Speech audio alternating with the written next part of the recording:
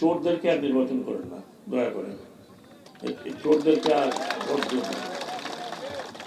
আপনারা সব দেখেছেন, আপনারা নিজেরা জানেন, ভালো মানুষ, একটা ভালো মানুষ কানেন, একটা ভালো মানুষ, নিঃস্বার্থ মানুষ, যারা প্রচুর আপনাদের পেছনের সাথে থাকে, কাজ করে, এরকম লক্ষ্য করতে। আমি এখানে ক্যানভাস করতে আসিনি। আমার দুঃখ লাগে, এদেশে কোটি কোটি টাকা বিদেশে পাচার হয়ে গেছে, এখন দেখতেছেন কোটি কোটি টাকা। এই টাকাগুলো দেশে থাকলে আরো অনেক উন্নতি হতে পারত। এখন কোনো কাজ করতে গেলে চিন্তা হয় যে আবার লোকে কি কি করে না কি বলে, কোথায় কি করে বলে।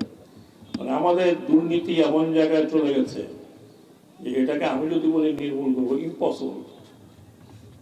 রক্তের মধ্যে মিশে গেছে। এটা অভ্যাস বলবো না কি বলবো না, আমাদের উপরে আল্লাহ তাআলার একটা গজব, আল্লাহ জানে। হাজার হাজার কোটি টাকা নেই, 100 টাকার জিনিস 200 টাকা 300 টাকা তৈরি করে। তো এটা আপনারা নিজেরা দেখবেন, এই দ্বীপবাসী কাকে দিয়ে আপনাদের উন্নতি হবে, তাদেরকে আপনারা সামনে নিয়ে আসেন, বড় বড় কথা নিয়ে না। আমি এই জন্য আপনাদের বলছি, আমার এই কথা বলার কথা না, আমি আপনাদের এই কথা বলছি যে আমি উপদেষ্টা বটে, কিন্তু আমরা কিন্তু পলিটিক্যাল চিন্তাধারার বাইরে না। নাহলে এত সংস্কারের কথা কেন বলা হতো? কেন আমাদের কি দরকার ছিল যে এত সংস্কার কর, দিন রাত এই সংস্কার পিছনে লিখে থাক?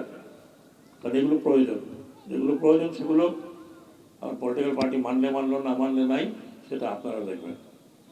সংস্কার অনেক জায়গায় করতে হবে।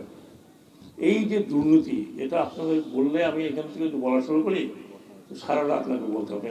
আপনাদের এক্সাম্পল দিই, এখন তো আপনারা এখন তো সবাই হাতে মোবাইল আছে, দেখেন তো কোন বিদেশে একজন, আমরা গর্বিত হতাম যে আমাদের মেম্বার পার্লামেন্ট হয়েছে